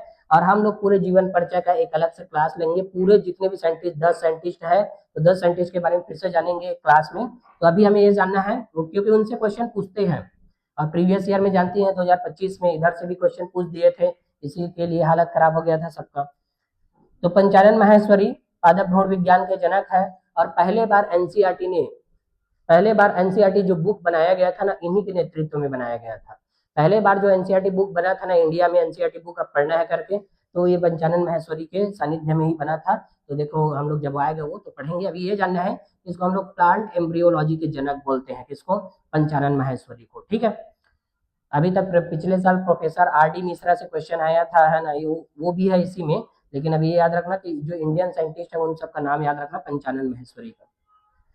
अगला है, याद रखें, ग्रेगर जॉन मेंडल। तो मेंडल नाम के साइंटिस्ट ने क्या किया है वो तो हम लोग को बताने की जरूरत नहीं है ना, क्योंकि वंशागतिकी और जेनेटिक्स के पूरे नियम जो है ना, किसके द्वारा दिया गया, ग्रेगर जॉन मेंडल के द्वारा दिया गया है। वंशागतिकी के नियम, लॉ ऑफ इनहेरिटेंस, इन सब के बारे में बताया गया है। ठीक है, उसके अलावा और देखें, Hugo de Vries, Carl Correns and von Tschermak ने क्या किया है, 1900 में, सन 1900 में रीमेंडलिज्म दिया था, मतलब मेंडलवाद के पुनः खोज करता था, मेंडल के कार्यों की पुनः खोज करता। 3 साइंटिस्ट है भाई, याद रखना, जहां से 3 साइंटिस्ट को आते हैं वहां से क्वेश्चन बनाते हैं। तो पहला क्या है, ह्यूगो डी वेरिस, दूसरा क्या है, कार्ल कोरेंस है, तीसरा वान सेरमार्क, इसको हम लोग लिखे भी रहते हैं। 3 साइंटिस्ट है, Hugo de Vries, Carl Correns और वान सेरमार्क ने क्या किया, रीमेंडलिज्म दिया। ठीक है, अगला है वॉल्टर सटन और बोवेरी नाम के साइंटिस्ट ने क्या किया, वंशागतिकी का गुणसूत्रीय सिद्धांत मतलब क्रोमोसोमल थ्योरी ऑफ इनहेरिटेंस नाम का है ना टर्म दिया था। कब दिया, 1902 में दिया, 1902 में। तो किसने दिया है, वाल्टर सटन एंड बोवेरी ने क्रोमोसोमल थ्योरी है ना, मतलब थियोडोर बोवेरी क्रोमोसोमल थ्योरी दिया था इन्हीं लोगों ने। तो ये भी पूछा गया क्वेश्चन है नीट में कि क्रोमोसोमल थ्योरी ऑफ इनहेरिटेंस इनके द्वारा दिया गया, तो वाल्टर सटन एवं बोवेरी, सटन एवं बोवेरी, सटन एवं बोवेरी के द्वारा दिया गया क्या, क्रोमोसोमल थ्योरी ऑफ इनहेरिटेंस। ठीक है। उसके बाद टी एच मॉर्गन का नाम तो है ना कभी नहीं भूलना है, क्योंकि T H Morgan father of experimental genetics है। ये फादर ऑफ एक्सपेरिमेंटल जेनेटिक्स कौन, टी एच मॉर्गन। इसने क्या किया है, 1910 में लिंकेज थ्योरी दिया, लिंकेज वर्ड भी इसने दिया था, लिंकेज शब्द, और लिंकेज की खोज किया था। ठीक है, लिंकेज की खोज किसने किया है, टी एच मॉर्गन नाम के साइंटिस्ट ने लिंकेज की खोज किया। इसके अलावा और बात करें, ये भी नीट में पूछा हुआ क्वेश्चन है, अल्फ्रेड स्टर्टीवेंट, ये मॉर्गन का ही स्टूडेंट था, लेकिन इसने क्या किया है, क्रोमोसोमल है ना मैप दिया, मतलब जेनेटिक मैपिंग, या इसको हम लोग क्या बोलते हैं, क्रोमोसोमल मैपिंग। इसको हम लोग क्या बोलते हैं, क्रोमोसोमल मैपिंग, या तो बोलते हैं हम लोग क्या, जेनेटिक मैपिंग बोलते हैं, है ना। तो ये बात हमें समझना है। क्रोमोसोमल मैपिंग का मतलब जीन का जो रिकॉम्बिनेशन का जो परसेंट रहता था ना, जैसे पी एंड क्यू के बीच में 15% है ना रिकॉम्बिनेशन, या क्यू एंड आर के बीच में 5% रिकॉम्बिनेशन, तो इनका क्रोमोसोमल मैप, मतलब क्रोमोसोम में जीन कैसे व्यवस्थित रहते हैं, जैसे पी क्यू आर के फॉर्म में है, कि आर पी क्यू के फॉर्म में है ना, कि क्यू पी आर के फॉर्म में है, तो ऐसे कैसा सीक्वेंस सही रहेगा, इसके बारे में बताया था किसने, तो स्टर्टीवेट, अल्फ्रेड स्टर्टीवेट ने बताया था। बहुत इंपॉर्टेंट है, ये भी पूछा गया है नीट में। ठीक है, और टी एच मॉर्गन के ही क्या है, सजा है ना, शिष्य था या है ना स्टूडेंट था, तो इसको भी पूछे हैं, इसको भी पूछे हैं। ठीक है, कब किया है वो भी याद रखोगे तो ठीक है ना, कुछ का सन को तो याद रखना ही पड़ेगा, तभी जाके बनेगा, है ना, कुछ के सन को याद नहीं रखेंगे तो चल जाएगा। ठीक है, अगला एनसीईआरटी में दिया गया, हेनकिंग नाम का साइंटिस्ट दिया है, इसने एक्स बॉडी की खोज किया था, मतलब एक्स बॉडी, या तो फिर बोलेंगे इसको एक्स क्रोमोसोम की खोज किया था। शुरुआत में इसने बोला था 1891 में किया है ना, ये बात याद रखना। 1891 में इसने एक्स बॉडी या एक्स क्रोमोसोम की खोज किया था, है ना, एक्स बॉडी बोला था शुरू में, बाद में फिर उसका नाम बदल दिया, किस किस में, एक्स क्रोमोसोम का नाम दिया। हेनकिंग नाम के साइंटिस्ट ने, ये भी डार्क में लिखा है एनसीईआरटी ने इस वर्ड को, हेनकिंग नाम के साइंटिस्ट को, तो है ना इसको भी याद रखना है हमें, एक्स बॉडी की खोज किया था। उसके अलावा और आगे जाने कि लैंगडन डाउन नाम के साइंटिस्ट ने, है ना, क्या किया, 1866 में डाउन सिंड्रोम दिया। देखो डाउन सिंड्रोम इसी के नाम के आधार पर दिया गया है, लैंगडन डाउन के नाम पर डाउन सिंड्रोम दिया गया, कि 21वें क्रोमोसोम जो ऑटोसोम होते हैं उसमें एक अतिरिक्त क्रोमोसोम आ जाती है ना, तो इसकी वजह से डिसऑर्डर उत्पन्न होते हैं, उसी को हम लोग डाउन सिंड्रोम बोलते हैं, 21वें क्रोमोसोम ऑटोसोम गुणसूत्र में। उसके अलावा अगला है फ्रेडरिक मिशर नाम के साइंटिस्ट से भी क्वेश्चन पूछा गया है कि न्यूक्लिन नाम किसने दिया था, वाला क्वेश्चन आया हुआ नीट में, प्रीवियस ईयर क्वेश्चन सॉल्व करते होंगे तो पता होगा, और करना भी चाहिए, है ना, क्योंकि रिपीटेड होते हैं क्वेश्चन। तो 1869 में इसने क्या किया, डीएनए की न्यूक्लिन के रूप में खोज किया था, किसने, फ्रेडरिक मिशर नाम के साइंटिस्ट ने। किसने किया है, फ्रेडरिक मिशर ने किसकी खोज किया, न्यूक्लिन की खोज किया, मतलब डीएनए की खोज किया है, लेकिन उसको पहले न्यूक्लिन का नाम दिया था इसने। ठीक है, अगला है फ्रेडरिक ग्रिफिथ। देखो दोनों अलग अलग नाम है ना, फ्रेडरिक मिशर और फ्रेडरिक ग्रिफिथ। तो फ्रेडरिक मिशर ने क्या किया, न्यूक्लिन नाम दिया था, जेनेटिक मटेरियल क्या है, क्रोमोसोम का, जबकि फ्रेडरिक ग्रिफिथ ने क्या किया था, माइस एक्सपेरिमेंट वाला बात जान रहे होंगे, ट्रांसफॉर्मिंग प्रिंसिपल दिया था इसने, ट्रांसफॉर्मिंग मतलब रूपांतरण सिद्धांत। इसमें चूहे को इंजेक्ट करते थे और मारते थे, न्यूमोनिया हो जाता था, मरता था, और किसी में बच जाता था, तो वो वाला प्रयोग किया है किसने, ट्रांसफॉर्मिंग प्रिंसिपल किया है, रूपांतरण सिद्धांत दिया है, किसने दिया है, फ्रेडरिक ग्रिफिथ नाम के साइंटिस्ट ने दिया है, तो ये बात हमें याद रखना है। ठीक है, इसके अलावा फ्रेडरिक ग्रिफिथ के ही एक्सपेरिमेंट को इन विट्रो में किया, इन विट्रो मतलब उसी के एक्सपेरिमेंट को पकड़ा और बाहर में किया है, इसके द्वारा एवेरी, मैक्लियोड एंड मैककार्टी के द्वारा। तो ग्रिफिथ के सिद्धांतों की जैव रासायनिक मतलब बायोकेमिकल नेचर को जानने के लिए इसने क्या किया है, इन विट्रो किया है, इन विट्रो एक्सपेरिमेंट किए हैं, इसके द्वारा, एवेरी, मैक्लियोड एंड मैककार्टी। तो तीनों का नाम हमें याद रखना है, एवेरी, मैक्लियोड एंड मैककार्टी नाम के साइंटिस्ट ने क्या किया, 1933 से लेकर 1944 के बीच में 10 साल में किया है इन लोगों ने।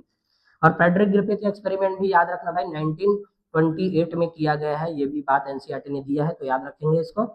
1933 से लेकर 1944 के बीच में ग्रिफिथ के सिद्धांतों के जैव रासायनिक प्रकृति का अध्ययन किया था, और हम लोग बहुत अच्छे से पढ़े भी हैं। वहां पर हम लोग जानते हैं कि इसका एक्सपेरिमेंट को इसने किया और बताया कि डीएनए जेनेटिक मटेरियल था, लेकिन उनके बात को कोई नहीं माने थे, ऐसा भी बात हम लोग पढ़े हैं। लेकिन बाद में फिर हर्शे और चेस नाम के साइंटिस्ट है, इसने क्या बताया, हर्शे और चेस नाम के साइंटिस्ट ने बताया कि 1952 में कि डीएनए ही क्या होती है, जेनेटिक मटेरियल होती है, बात को प्रूव किया था इन लोगों ने। इसने हर्श एंड चेस एक्सपेरिमेंट ने। तो डायरेक्ट क्वेश्चन पूछा जाता है कि डीएनए ही जेनेटिक मटेरियल होती है, ये किसके एक्सपेरिमेंट से प्रूव हुआ, ऐसा क्वेश्चन पूछते हैं तो हर्शे और चेस के एक्सपेरिमेंट से प्रूव होता है। तो इसने बैक्टीरियोफेज लिया था, इशीरिया कोलाई को इन्फेक्शन कराता, इन्फेक्शन ब्लेंडिंग सेंट्रीफ्यूगेशन, वो उनके टेक्निक्स थे इसके हर्शे और चेस एक्सपेरिमेंट के। तो मतलब जिस वायरस के पास में रेडियो एक्टिव वाला तत्व था, वो बैक्टीरियोफेज को क्या करता था, इन्फेक्ट और इन्फेक्ट करके ब्लेंडिंग करवा के सेंट्रीफ्यूगेशन करते थे। तो उससे पता चल गया कि डीएनए ही क्या होती है, जेनेटिक मटेरियल होती है, जो एक वायरस से बैक्टीरियोफेज में आती है और बैक्टीरियोफेज से इशीरिया कोलाई में जाती है, वो वाला सिद्धांत दिया था किन लोगों ने, हर्शे और चेस एक्सपेरिमेंट, है ना। याद रखना इसको कि डीएनए जेनेटिक मटेरियल होती है, बात बताया था। उसके अलावा अगला देखें, वाटसन एंड क्रिक नाम के साइंटिस्ट ने, है ना, इसको तो सब लोग जानते ही होंगे, वाटसन एंड क्रिक को 1953 में, ये सन भी याद रखना है हमें, 1953 में डबल हेलिक्स मॉडल दिया गया, किसके द्वारा, डीएनए का डबल हेलिक्स मॉडल। और जो दिया गया डीएनए था ना, वो बी डीएनए था।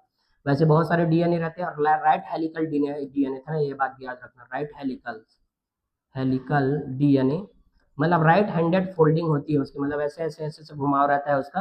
तो डीएनए जो रहती है ऐसे रहती है, ऐसे, है ना, ये ऐसे घुमाव रहता है इसमें। तो डीएनए का डबल हेलिक्स मॉडल दिया गया किसके द्वारा, वाटसन एंड क्रिक नाम के साइंटिस्ट के द्वारा दिया गया है। ठीक है, अब वाटसन एंड क्रिक आ गया, तो यहाँ पर एक और हम लोग जानते हैं कि क्रिक नाम के साइंटिस्ट ने एक और चीज दिया था, है ना, सेंट्रल डोग्मा प्रोसेस दिया था, सेंट्रल डोग्मा।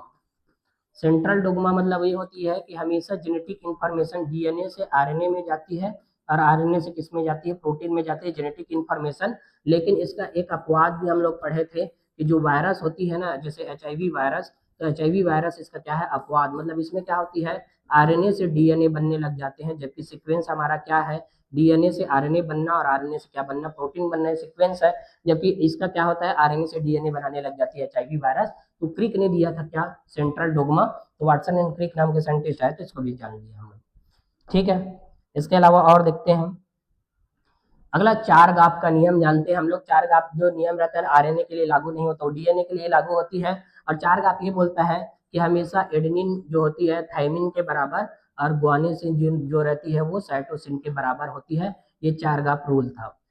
ठीक है, और ये दोनों क्या रहते हैं, बराबर रहते हैं, एडेनिन बराबर थाइमिन और ग्वानिन बराबर साइटोसिन की मात्रा रहती है। और ये डबल स्टैंडर्ड डीएनए वगैरह में ही लागू होती है, डबल स्टैंडर्ड या डीएनए बोला जाए, सिंगल स्टैंडर्ड डीएनए में भी लागू है, तो सब में लागू होती है।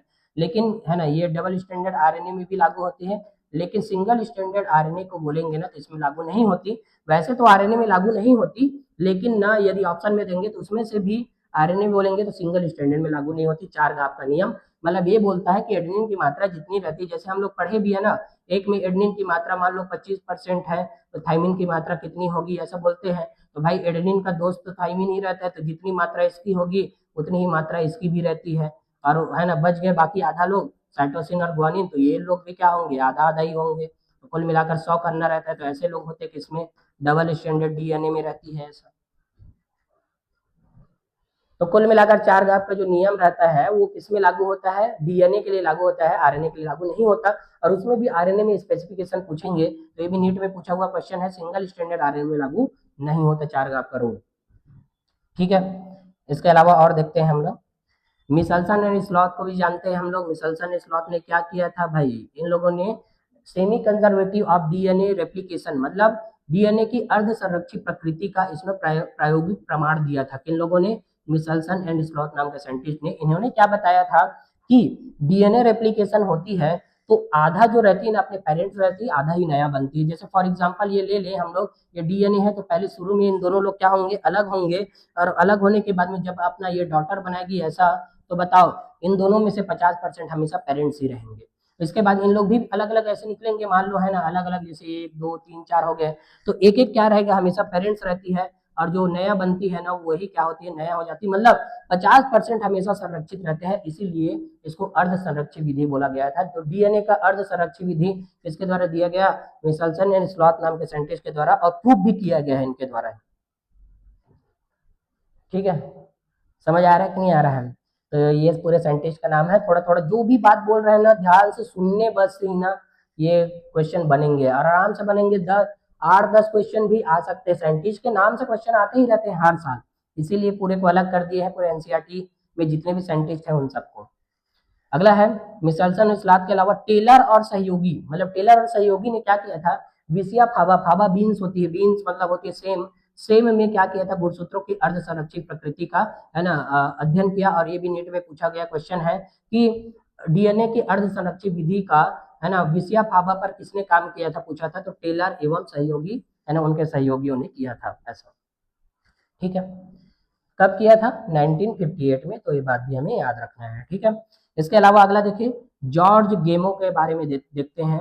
जॉर्ज गेमो नाम के साइंटिस्ट ने क्या किया है, इसने बताया जेनेटिक कोड जो होती है ना ट्रिपलेट होती है, जैसे हम लोग शुरू में ये सिंगलेट होती है या डबलेट होती है या ट्रिपलेट होती है, इन तीनों के ऊपर में दिक्कत था हमें, तो बाद में बताया कि जेनेटिक कोड होती है ये क्या होती है, ट्रिपलेट होती है। मतलब इसमें 4 क्या है, तो फिर तो 4 होती है nitrogen base, adenine, guanine, cytosine and thymine, ये 4 नाइट्रोजन बेस है और ये ट्रिपलेट फॉर्म में रहती है। मतलब बोला जाए कि AUG है ना, जी नहीं ऐसे ACT और उसके बाद में GAC ऐसा, और ना ये लगातार रहती है ना, कोई कॉमा वगैरह रहते नहीं है। जेनेटिक कोड के हम लोग है ना खास बात पढ़े हुए हैं, कॉमा लेस होती है, सीधा सीधा रहती है, तो ऐसा पढ़े हैं। तो जेनेटिक कोड को ट्रिपलेट होता है, ये बात बताया किसने, तो जॉर्ज गेमो नाम के साइंटिस्ट ने बताया, भाई याद रखना है। ठीक है, उसके अलावा आगे और देखें, खुराना इंडियन साइंटिस्ट है, HG खुराना, हरगोविंद खुराना, निरेनबर्ग और निरेनबर्ग एंड ओकुआ ओचुआ नाम के साइंटिस्ट ने क्या किया था, ओकुआ है ये, ओकुआ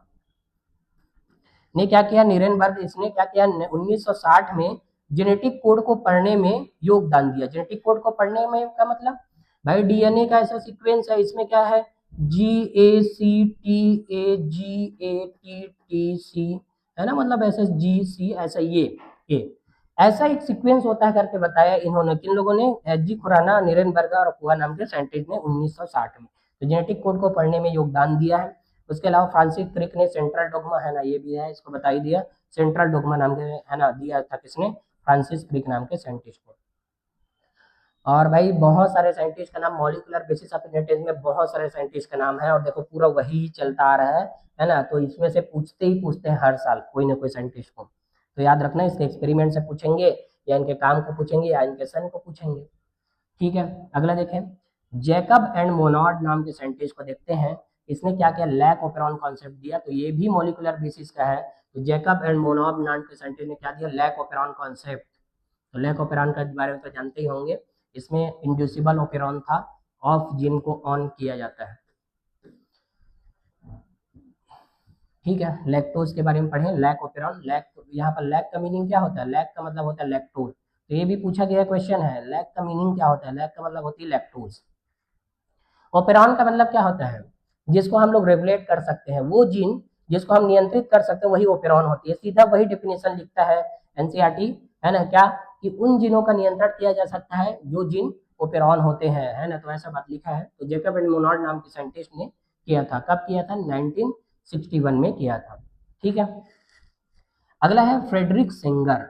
फ्रेडरिक सेंगर नाम के साइंटिस्ट ने क्या किया है, तो डीएनए और प्रोटीन के अनुक्रम मतलब सीक्वेंसिंग के सिद्धांत दिए थे फ्रेडरिक सेंगर नाम के साइंटिस्ट ने, और इसी सिद्धांत के आधार पर डीएनए फिंगरप्रिंटिंग किया जाता है ना। तो डीएनए फिंगरप्रिंटिंग में हम लोग लिखते भी है ना, पहला डीएनए फिंगरप्रिंटिंग मतलब दिया जो गया था वो फ्रेडरिक सेंगर नाम के एलेक्स जेफरी के द्वारा दिया गया था, लेकिन वो डीएनए फिंगरप्रिंटिंग किसके सिद्धांत पर काम करती है पूछेंगे, तो वो करती है फ्रेडरिक सेंगर के सिद्धांत पर। इस बात को हम लोग लिखे भी रहते हैं कि डीएनए फिंगरप्रिंटिंग है ना किसके सिद्धांत पर काम करती है, फ्रेडरिक सेंगर के सिद्धांत पर। मतलब डीएनए और प्रोटीन में जो सिक्वेंसिंग होती है ना, उस सिक्वेंसिंग को दिया गया था किसके द्वारा, फ्रेडरिक सेंगर के द्वारा, लेकिन डीएनए फिंगरप्रिंटिंग को दिया गया सर एलेक्स जेफरी के द्वारा दिया गया था, एलेक्स जेफरी नाम के साइंटिस्ट के द्वारा दिया गया है क्या, डीएनए फिंगरप्रिंटिंग। तो डीएनए फिंगरप्रिंटिंग दिया गया, कब दिया गया, 1984 में। तो ये पूरा कहाँ तक का है, ये पूरा मॉलिकुलर बेसिस ऑफ इनहेरिटेंस तक है ना, मतलब बहुत सारे साइंटिस्टों के नाम है, ये पूरा साइंटिस्ट और ये पूरा यहाँ तक है, पूरा किसका, मॉलिकुलर बेसिस ऑफ इनहेरिटेंस का। इसके अलावा आगे और जानते हैं, है ना, विकास या बोला जाए इवोल्यूशन वाले चैप्टर से लुईस पाश्चर के बारे में जानते हैं। तो लुईस पाश्चर ने क्या किया है ना, स्पॉन्टेनियस जनरेशन का खंडन किया है। अब ये क्या था कि भाई कुछ लोगों ने बता दिया था कि प्रकृति में या नेचर में कुछ जो जीव होते हैं ना अपने आप उत्पन्न हो जाती है, ये बात बोले थे। तो बताओ क्या अपने आप उत्पन्न होती है कोई भी जीव? तो स्पॉन्टेनियस जो जनरेशन होते उसका हमेशा के लिए खंडन कर दिया किसने, लुईस पाश्चर नाम के साइंटिस्ट ने। कब किया, 1862 में किया है। उसके बाद में देखिए अगला ओपेरिन एंड हल्डाने, इसके सन को तो याद रखना है भाई। ओपेरिन एंड हल्डाने नाम के साइंटिस्ट ने 1920 में जीवन की उत्पत्ति का रासायनिक विकास सिद्धांत दिया, मतलब केमिकल इवोल्यूशन प्रिंसिपल दिया गया है किसके लिए, ओरिजिन ऑफ लाइफ के लिए, मतलब जीवन की उत्पत्ति कैसे हुई इसको बताने के लिए उन लोगों ने क्या किया है, केमिकल इवोल्यूशन प्रिंसिपल दिया था। मतलब रसायन से उत्पन्न होता है ये दुनिया, जितने भी बने हैं सब में रसायन है, ये बात बताया किसने, ओपेरिन एंड हल्डाने नाम के साइंटिस्ट है। और हल्डाने इंग्लैंड में जन्मे भारतीय वैज्ञानिक थे ना, ये बात याद रखना, हल्डाने नाम के साइंटिस्ट, इंग्लैंड में भले जन्मा था लेकिन इंडियन साइंटिस्ट था वो। उसके बाद में देखिए S L Miller experiment, S L Miller का नाम भी याद रखना है। एस एल मिलर ने क्या किया, 1953, इसका सन भी याद रखना है।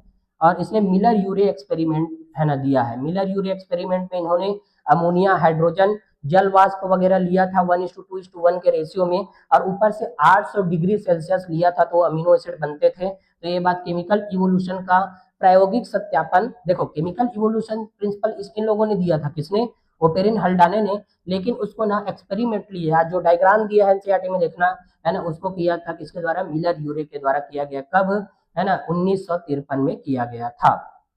ठीक है, उसके बाद में आगे और देखें, चार्ल्स डार्विन और वॉलेस, तो इसने क्या किया है, प्राकृतिक चयन नेचुरल सिलेक्शन दिया।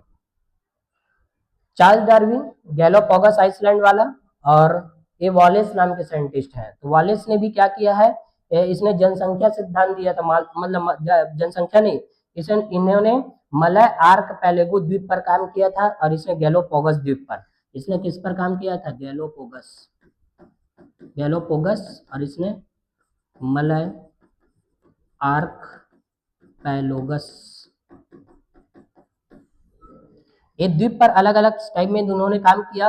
और 1958 से लेकर 1959 के बीच में इन दोनों ने मिलकर क्या दिया, नेचुरल सिलेक्शन दिया, कि प्रकृति नेचर जो होती है वो सेलेक्ट करती है किसको, इसके पास में दो खास बात होना चाहिए, है ना, उनको सेलेक्ट करती है। तो इसने ब्रांचिंग डिसेंट वाला दिया था, साखनी अवरोहण, और एक नेचुरल सिलेक्शन, दो चीजें दिया था इन लोगों ने, है ना। तो ब्रांचिंग डिसेंट भी पढ़ सकते हैं यहाँ पर। डार्विन के सिद्धांत के मुख्य अवधारणाएं थी, साखनी अवरोहण थी एक, और दूसरा क्या था, प्राकृतिक चयन अवरोहण, और दूसरा क्या था, प्राकृतिक चयन। तो प्राकृतिक चयन नेचुरल सिलेक्शन किसके द्वारा दिया गया पूछेंगे, तो चार्ल्स डार्विन और वॉलेस नाम के साइंटिस्ट ने दिया था। और दोनों ने अलग अलग आइलैंड पर काम किया था ना, याद रखना, द्वीप किससे संबंधित है पूछ सकते हैं, द्वीप, यहाँ कौन से द्वीप पर काम किए थे इसको भी पूछ सकते हैं, तो याद रखना इसको भी, 63, है ना। अगला है लैमार्क नाम के साइंटिस्ट ने भी कुछ बात दी है, लेकिन इसकी बात को, है ना, कोई भी याद नहीं रखना है। इसने क्या बताया था, अंगों के उपयोग और अनुपयोग का सिद्धांत दिया था। मतलब इसने बोला था कि कोई भी जीव जिस अंग का ज्यादा प्रयोग करेगा वही अंग जो है आने वाले समय में विकसित हो जाएंगे। तो इन्होंने एक जिराफ के बारे में उदाहरण दिया था, है ना, जिराफ को बताया था कि जिराफ के गर्दन इतने लंबे क्यों होते हैं। तो जिराफ के गर्दन इतने लंबे इसलिए होते हैं क्योंकि शुरुआत में जब अनुक्रमण होता है, सक्सेशन, तो पहले छोटे छोटे छोटे छोटे प्लांट्स होते हैं, फिर धीरे धीरे साग बनती, झाड़ी बनती, फिर धीरे धीरे पेड़ बनते हैं। तो अब देखो जिराफ जो है उसको चरने के लिए जाएगा तो, है ना, अपने सिर को झुका के पहले चरेगा, क्योंकि छोटे रहेंगे, तो फिर धीरे धीरे बढ़ते जाएगा, धीरे धीरे बढ़ते जाएंगे। तो पेड़ की फुनगियों या ऊपर कोई उसको चरना है तो क्या करना पड़ेगा, गर्दन को ऊपर करना पड़ेगा। तो एनसीईआरटी स्पष्ट बात लिखा है यहाँ पर कि आजकल इस अटकलबाजी के ऊपर कोई विश्वास नहीं करता, कुछ भी बोल देना मतलब। तो अंगों के उपयोग और अनुपयोग का सिद्धांत दिया गया किसके द्वारा, लैमार्क नाम के साइंटिस्ट के द्वारा दिया गया है, बात हमें समझना है। उसके अलावा और देखिए, ह्यूगो डेवेरिस को तो भूलना ही नहीं भाई, है ना। इसने क्या किया, रीमेंडलिज्म तो दिया ही था, लेकिन उसके अलावा इसने उत्परिवर्तन सिद्धांत दिया, बहुत इंपॉर्टेंट है, उत्परिवर्तन थ्योरी दिया था। और उसने उत्परिवर्तन वाले जगह में एक वर्ड यूज किया है, साल्टेशन वर्ड यूज किया। साल्टेशन को डार्क में लिखा है एनसीईआरटी ने, है ना। साल्टेशन का मतलब होता है वृहद उत्परिवर्तन का बड़ा कदम लिखा है। वृहद उत्परिवर्तन का बड़ा कदम का मतलब उत्परिवर्तन से बड़े बड़े क्या होती है, चेंजेस आते हैं, विकास होती है उत्परिवर्तन की वजह से, ये बात बताया। ठीक है, उसके बाद में देखें हार्डी वेनबर्ग लॉ भी क्या है, इवोल्यूशन में ही है। हार्डी वेनबर्ग लॉ में क्या दिया था, इसने हार्डी वेनबर्ग लॉ दिया था, मतलब हार्डी वेनबर्ग सिद्धांत दिया था। इसके अलावा जो पॉपुलेशन होती है, इसमें बहुत सारी बात, इसने 5 बात रखा था कि हार्डी वेनबर्ग सिद्धांत लागू होगा करके। और एक इसने फार्मूला दिया था, P + Q = 1 दिया था इसने। P + Q = 1 दिया था, मतलब एलिल की जो फ्रीक्वेंसी होती है ना, मतलब किसी जनसंख्या में एलिल की फ्रीक्वेंसी जो रहती है ना, हमेशा नियत रहती है, बात बताया था। उसकी फ्रीक्वेंसी तभी चेंज हो सकती है जब बहुत सारे उसके कंडीशन है, हार्डी वेनबर्ग के, है ना, जब हम लोग पढ़े थे तो वहां पर बताया था। तो उस कंडीशन में यदि फुलफिल नहीं होता तभी चेंज होगा, वरना नहीं होगा। तो एलिल की फ्रीक्वेंसी हमेशा ऐसे होती है, ये बात बताया था इसने। ठीक है, फिर उसको ऐसे स्क्वायर करके यहाँ पर फार्मूला भी बताए थे, P² + Q² + 2PQ वाला, A+B का होल स्क्वायर वाला। तो ऐसे फार्मूला बताए थे इन लोगों ने, किसने, हार्डी वेनबर्ग। हार्डी और वेनबर्ग अलग अलग लोग हैं ना। अगला देखिए कार्ल अर्नेस्ट वान बियर, है ना, इसको तो पूछ सकते हैं भाई, इंपॉर्टेंट है। वान बियर का साइंटिस्ट याद रखना। वान बियर ने क्या किया, भ्रूण संबंधी पुनरावृत्ति का खंडन किया था इसने। ठीक है, इसने क्या किया, देखो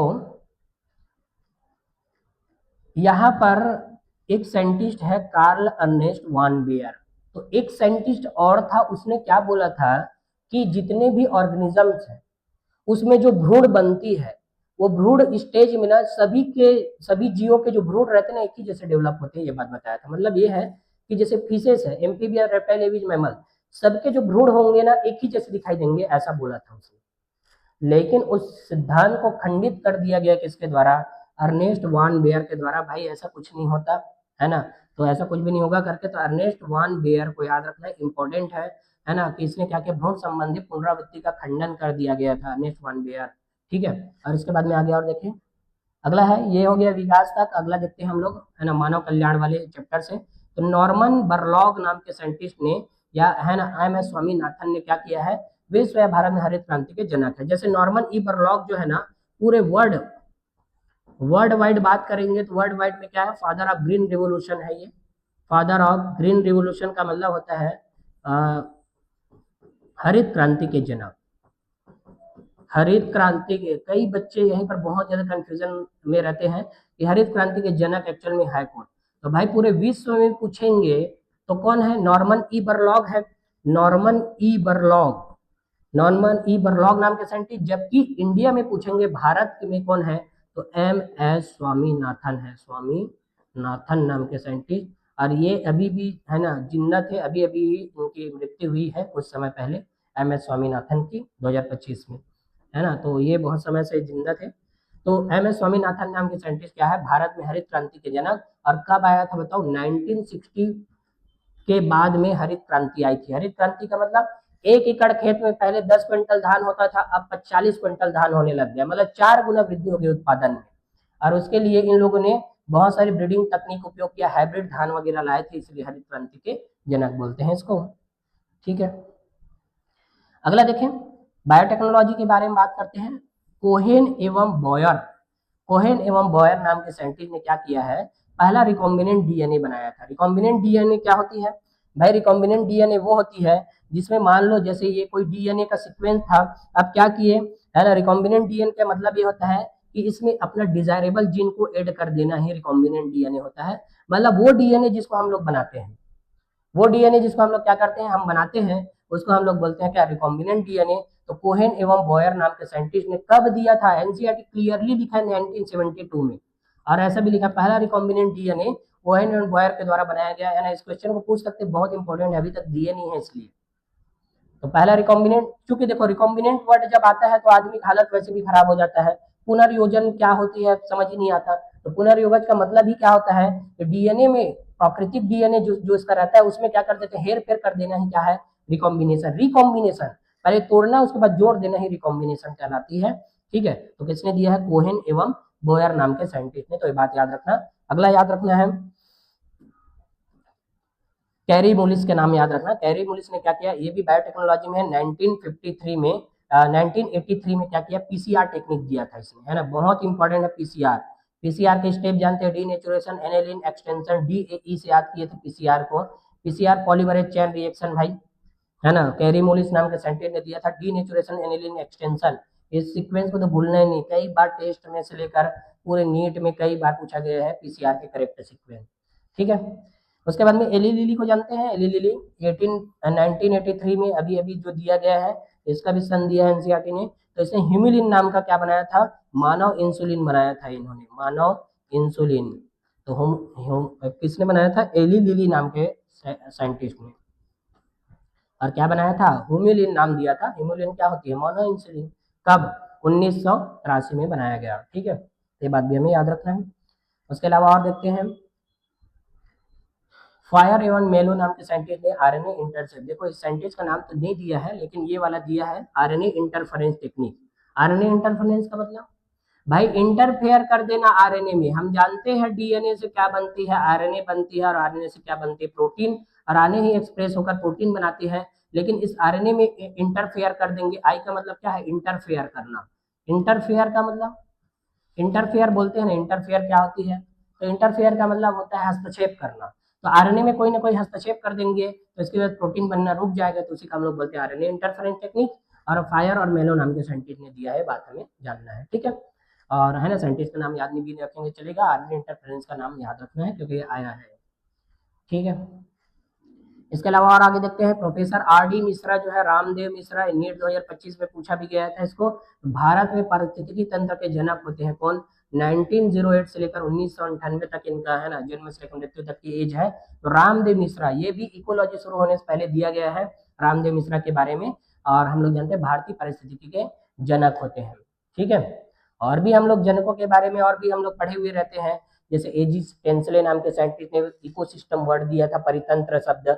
ईपी ओडम को हम लोग पारिस्थितिकी तंत्र के जनक बोलते हैं, ईपी ओडम, ODEUM। ये क्या है, फादर ऑफ इकोलॉजी है ये, फादर ऑफ इकोलॉजी मतलब बोला जाए पारिस्थितिकी के जनक कौन है, ईपी ओडम। लेकिन इंडिया में बात करेंगे तो कौन है, प्रोफेसर आर डी मिश्रा है। और उसके अलावा परितंत्र या इकोसिस्टम के बारे में बात करेंगे, इकोसिस्टम शब्द दिया गया वाले बात करेंगे, तो इकोसिस्टम शब्द दिया गया था एजी टेंसले नाम के साइंटिस्ट के द्वारा, एजी टेंसले। तो ये बात भी हमें जानना है क्योंकि साइंटिस्ट का नाम पढ़ रहे हैं तो साइंटिस्ट का नाम हमें याद होना चाहिए। उसके अलावा और देखें, गॉस का नियम पढ़े हैं, है ना, गॉस ने क्या दिया था, स्पर्धी अपवर्धन, स्पर्धी अपवर्जन नियम दिया था, मतलब कॉम्पिटिटिव एक्सक्लूसिव प्रिंसिपल दिया था, स्पर्धी अपवर्जन नियम। इसके अकॉर्डिंग क्या था कि भाई देखो, जो भी स्पीसीज होती है, दो स्पीसीज आपस में लड़ाई करती है, और जो सुपीरियर स्पीसीज रहेगा इंफीरियर स्पीसीज को, है ना, हटा देगा। लेकिन इन्होंने क्या किया, संसाधन विभाजन करवाया था, मतलब स्पर्धी अपवर्जन नियम बोला था कि खाने के तरीकों को यदि बदलेंगे, यदि कोई स्पीसीज समान संसाधनों के लिए प्रतिस्पर्धा करती है आपस में, तो इंफीरियर स्पीसीज अलग हो जाएंगे, लेकिन वो खाने चुगने के तरीके को यदि बदल देंगे तो साथ साथ में रह पाएंगे। वो बात बताया था किसने, गॉस ने। सेम लाइन से क्वेश्चन पूछते हैं, स्पर्धी अपवर्जन नियम से कई बार क्वेश्चन पूछा गया है, किसके द्वारा दिया गया है, गॉस के द्वारा दिया गया है। ठीक है, उसके अलावा अगला भाई मैक ऑर्थर, ऑर्थर नाम आते ही वेबलर आती, वेबलर, वेबलर का मतलब फुदकियों बोलते हैं उसी को, वेबलर होती है। वेबलर ने क्या किया था, इन्होंने देखो रिसोर्स पॉलिट्रोटिंग किया था, मतलब संसाधन विभाजन वाला सिद्धांत इन्होंने दिया।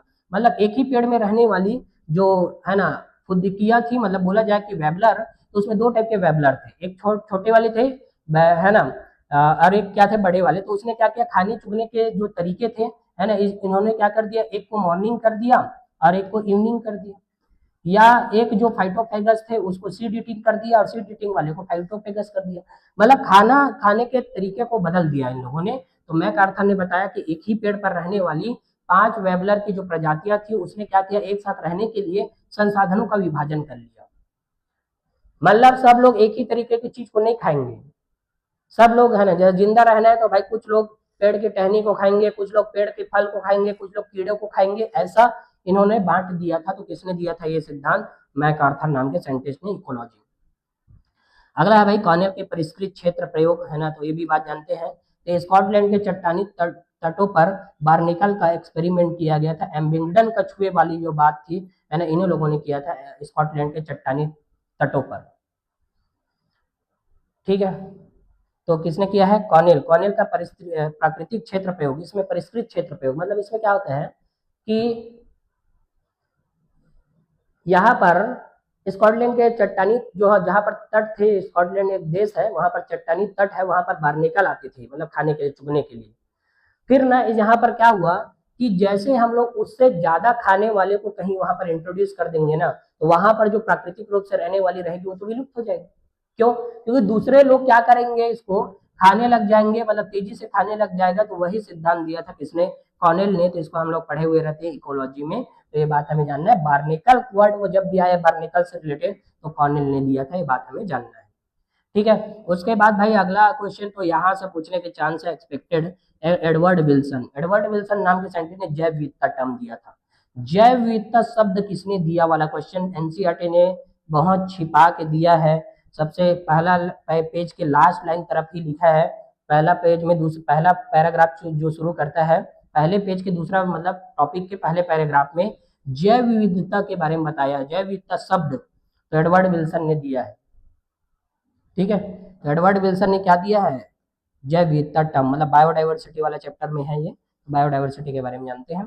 उसके अलावा आगे और देखें, अलेक्जेंडर वान हम्बोल्ट नाम के साइंटिस्ट ने क्या दिया था? प्रजाति क्षेत्र संबंध दिया था, है ना, मतलब स्पीसीज एरिया रिलेशनशिप दिया था, है ना। जो ग्राफ बनती है एक, है ना, वो वाली ऐसे वाली ग्राफ, और एक सीधा जाती थी, एस इज इक्वल टू सी ए की पावर जेड वाला। तो ये दिया था, इसमें प्रजाति क्षेत्र संबंध दिया था, इधर क्या था? एरिया था, और इधर स्पीसीज रिचनेस लिखा है एनसीईआरटी में, है ना, तो देख लेना है वहां पर। ठीक है। Log S is equal to log C plus Z log A, ऐसा दिया था उन्होंने। ठीक है। अलेक्जेंडर वान हम्बोल्ट ने क्या दिया? प्रजाति क्षेत्र संबंध वाला क्वेश्चन भी बहुत इंपॉर्टेंट है। ठीक है। उसके अलावा पॉल एहरलिख ने एरोप्लेन बताया था, एरोप्लेन, एहरलिख एरोप्लेन।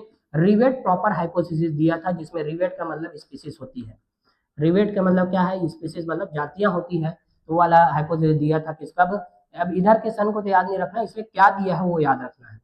ठीक है। रिवेट प्रॉपर हाइपोथेसिस दिया था किसने? पॉल एहरलिख नाम के साइंटिस्ट ने। अगला है रॉबर्ट मे, MAY वाला है, रॉबर्ट मे। रॉबर्ट मे नाम के साइंटिस्ट ने, है ना, वैश्विक प्रजाति विविधता कितना होती है? लगभग 7 मिलियन होती है, ये बात बताया था, है ना। 7 मिलियन का मतलब क्या? 70 लाख प्रजाति होती है, ये बात बताया था, है ना। नीट में पूछा भी गया क्वेश्चन है, अकॉर्डिंग टू रॉबर्ट में वैश्विक प्रजाति विविधता मतलब, है ना, डाइवर्सिटी कितनी है? भाई देखो, प्रजाति में विविधताएं कितनी है ये बात बताया ना, कि प्रजाति कितनी होती है ये नहीं बात बताया। प्रजाति को बोलेंगे तो ह्यूमन ही इंडिया में 140 करोड़ है क्या नहीं? तो 70 लाख कहाँ से जाएंगे? तो प्रजातियों में विविधता का मतलब अलग अलग ऑर्गेनिज्म में डाइवर्सिटी, मतलब कोई कुछ और दिखेगा, कोई कुछ और दिखेंगे, कुछ और दिखेंगे, तो वो बात बताया था इन्होंने। ठीक है। उसके बाद में देखें, अगला है डेविड टिलमैन। तो डेविड टिलमैन ने बताया कि पारिस्थितिकी तंत्र स्थिरता और जैव विविधता पर क्षेत्र प्रयोग किया था। डेविड टिलमैन नाम के साइंटिस्ट ने, कि पारिस्थितिकी तंत्र हमेशा स्थिर रहती है, और जैव विविधता पर, है ना, क्षेत्रीय प्रयोग इसने किया था, डेविड टिलमैन नाम के साइंटिस्ट ने। तो ये पूरा कहा है एनसीईआरटी में दिया गया, जितने भी साइंटिस्ट का नाम है उन सबको हम लोग पढ़े आज, है ना।